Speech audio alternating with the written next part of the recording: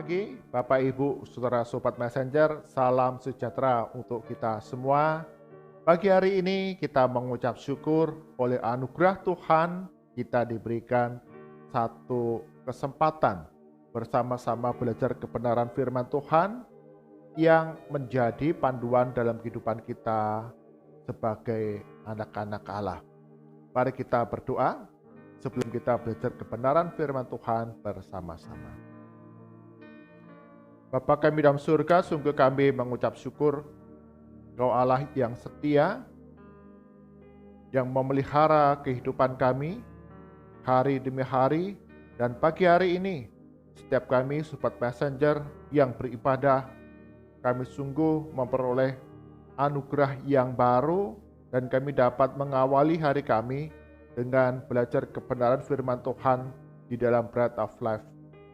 Roh Kudus, tolong kami semua, firman Tuhan yang kami pelajari menjadi rema, menjadi roti yang hidup dalam kehidupan kami, sehingga apa yang kami kerjakan, kami lakukan sepanjang hari ini didapati kami sebagai pelaku firman Tuhan yang setia. Di dalam nama Tuhan Yesus kami berdoa. Amin. Bapak Ibu, Saudara-saudara Sobat Messenger, bagian firman Tuhan yang menjadi perenungan kita pada pagi hari ini diambil dari kitab Matius. Kitab Matius pasal ke-25 ayat ke-31 hingga ke-40. Matius 25 ayat 31 sampai ke-40, demikian firman Tuhan.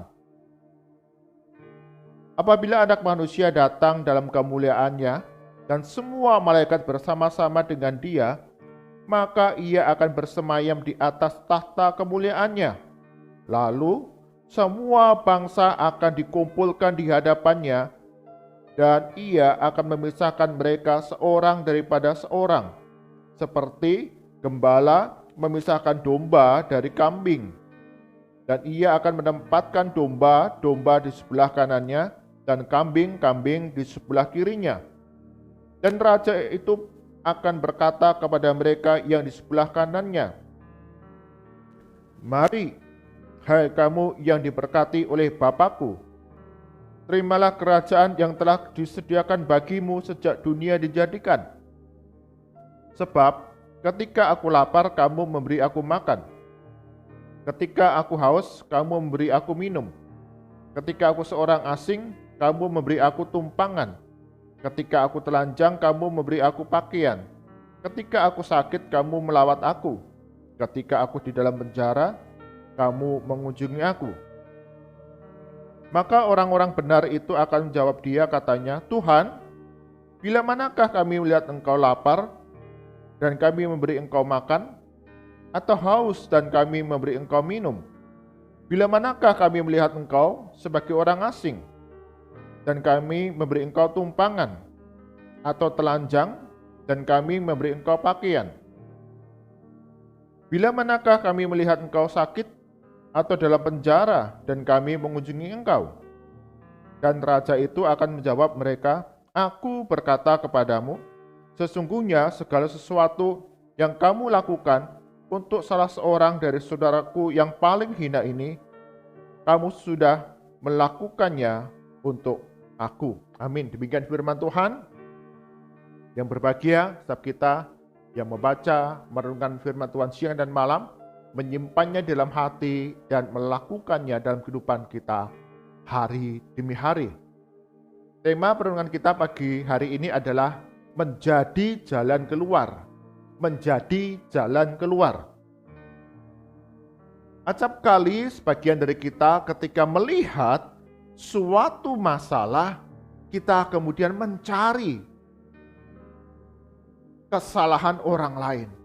Kita mencari siapa yang bertanggung jawab atas masalah yang kita temukan. Atau kita mencari orang lain yang bertanggung jawab untuk menyelesaikan masalah yang kita jumpai, masalah yang kita temukan.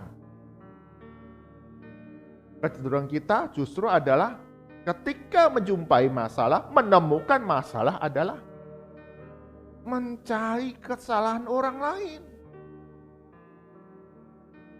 Kita tidak berusaha bagaimana kita sebagai orang-orang Kristen mengambil bagian di dalamnya untuk menjadi jalan keluar.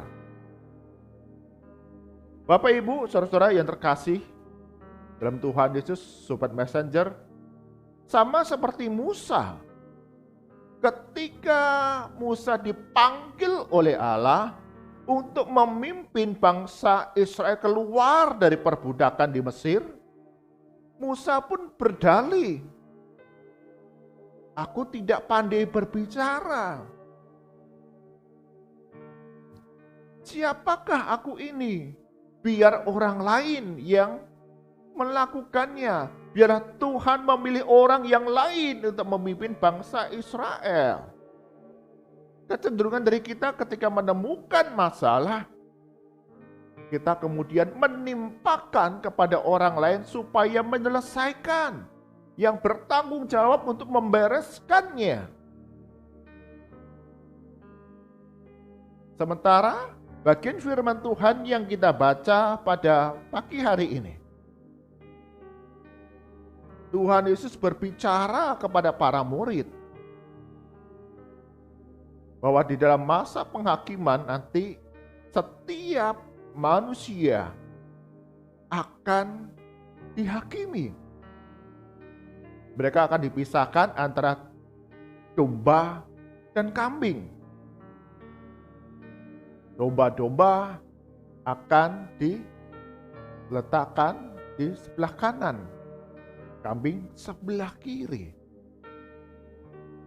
Dan domba-domba ini digambarkan oleh Yesus sebagai orang-orang benar.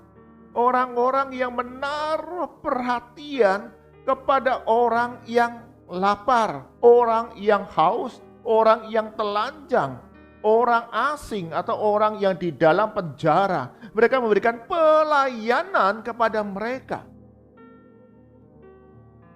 Orang-orang benar adalah orang-orang yang menaruh iman percaya kepada Yesus Kristus, melakukan segala perintah dan kehendak Tuhan, sehingga dalam setiap perkara masalah yang dia hadapi, tidak mencari kesalahan orang lain, tidak menimpakan masalah itu menjadi tanggung jawab orang yang lain, tapi digambarkan kamu menjadi jalan keluar bagi orang-orang yang membutuhkan akan pertolonganmu. Bapak, Ibu, Saudara, Sobat Messenger, Allah punya cara yang unik untuk setiap kita memiliki kemampuan, memiliki keterampilan, memiliki potensi untuk menyelesaikan masalah-masalah yang kita jumpai dalam kehidupan ini. Sehingga kita tidak mudah kemudian mencari-cari kesalahan orang lain, mencari-cari siapa yang bertanggung jawab. Tapi dengan segera, dengan pertolongan daripada Tuhan, kita dimampukan untuk menyelesaikan masalah yang kita jumpai. Ketika belajar bekerja di Departemen Kehakiman Amerika Serikat, Gary Haugen, dia menemukan sebuah masalah besar di dalam Departemen Kehakiman itu. Dia melihat bahwa orang-orang yang miskin, orang-orang yang marginal, minoritas, itu tidak dilayani dengan baik. Ketika mereka menjadi korban mencari keadilan, tidak dilayani dengan baik oleh Departemen Kehakiman Amerika Serikat pada saat itu. Gary Haugen di dalam hati mengatakan, siapa yang bertanggung jawab mengurus hal ini? Dia mencari-cari siapa yang bertanggung jawab. Orang yang harusnya mengerjakan tugas untuk membela orang-orang miskin ini dari ketidakadilan, dari penindasan. Hogan berpikir untuk mengkomplain kepada Departemen Kehakiman. Ini loh, ada orang miskin kok tidak dilayani, tidak dibantu dengan baik. Dalam banyak kasus kalah dengan orang-orang yang kaya, kalah dengan orang-orang yang punya kuasa.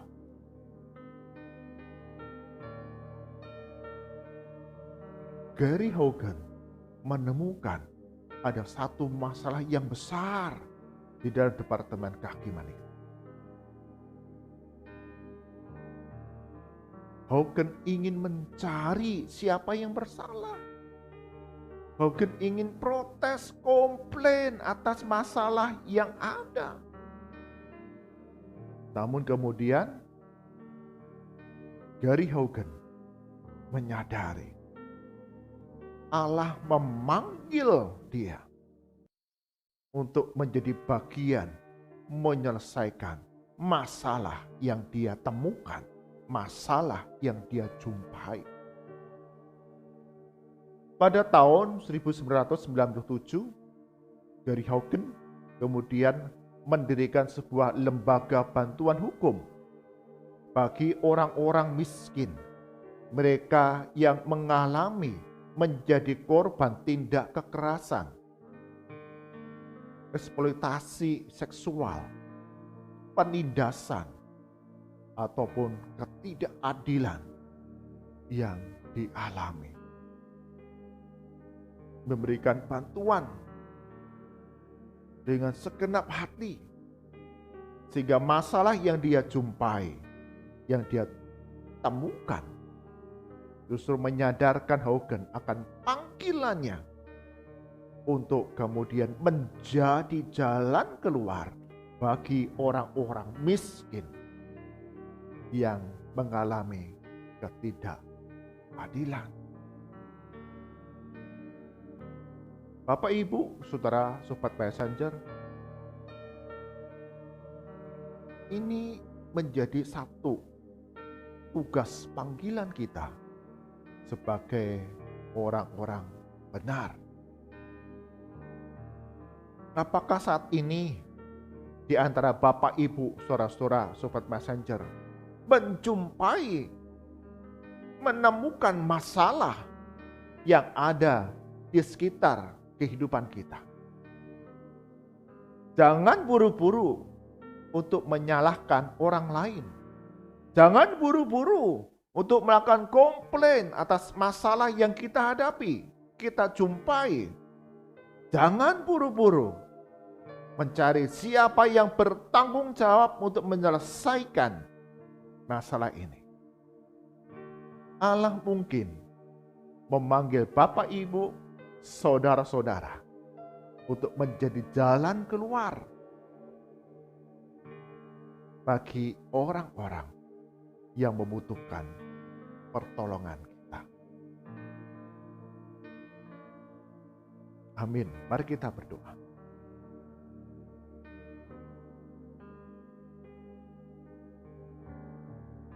Tuhan Yesus, kami menyadari acap kali ketika kami mendapati suatu masalah, kami mencari kesalahan orang lain. Kami mencari siapa yang bertanggung jawab. Kami mencari orang lain untuk menyelesaikan masalah yang kami jumpai. Hari ini kami belajar, Tuhan Yesus mengajarkan kami, bahkan memberikan kemampuan-kemampuan yang unik, kondisi yang unik, di mana kami ketika mendapati satu masalah, menemukan suatu masalah, Tuhan mengajar kami untuk menyadari panggilan kami menjadi jalan keluar dari masalah-masalah yang kami jumpai, menjadi jalan keluar bagi orang-orang yang mengalami ketidakadilan dan keterbatasan. Ajar kami untuk memiliki kepekaan hati ya Tuhan, di dalam setiap perkara, masalah yang kami temukan, yang kami hadapi. Kami tergerak untuk menjadi jalan keluar bagi permasalahan banyak orang. Kami menyerahkan ya Tuhan untuk sepanjang hari ini, di dalam setiap aktivitas kami, Engkau yang memberikan pertolongan hikmat agar semua yang kami lakukan menjadi berhasil. Perjalanan-perjalanan yang kami lakukan, Tuhan Yesus lindungi kami, keselamatan semata yang boleh terjadi dalam setiap perjalanan yang kami lakukan. Kami berdoa untuk anak-anak kami yang sebagian mereka sudah menjalani pembelajaran secara tatap muka. Tuhan Yesus, Engkau yang lindungi setiap guru, peserta didik, ataupun setiap pribadi-pribadi yang bersama-sama di dalam proses pembelajaran, ikut ambil di dalamnya.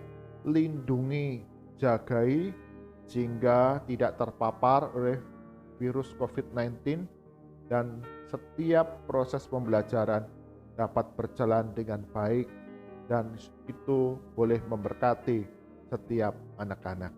Kami berdoa bagi setiap kami yang sakit, yang lemah tubuh, dalam nama Tuhan Yesus, Engkau akan sembuhkan, pulihkan kami kembali.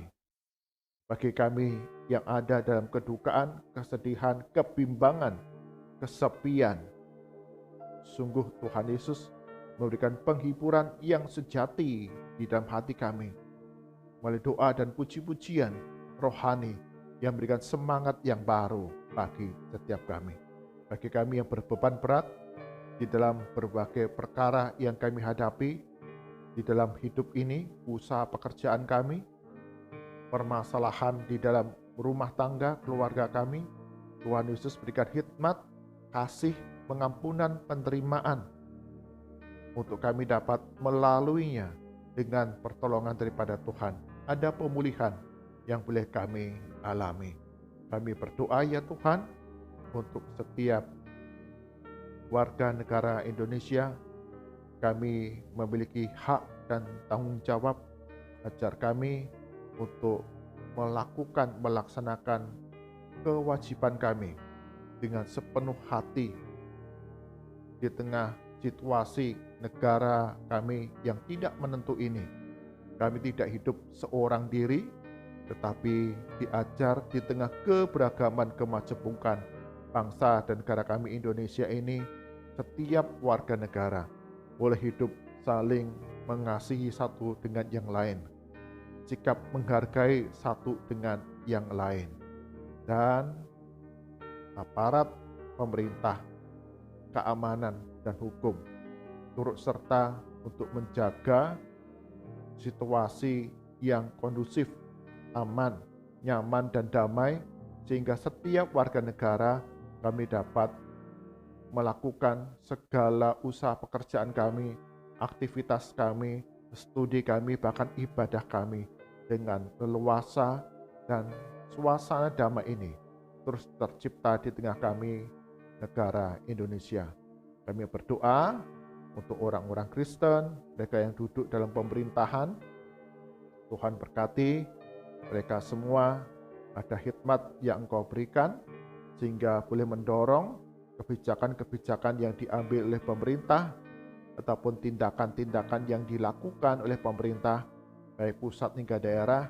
Mereka dapat membawa satu terang di tengah keberadaan mereka, menjadi berkat bagi banyak orang. Dan kami serahkan ya Tuhan untuk masa depan bangsa dan negara kami Indonesia ini.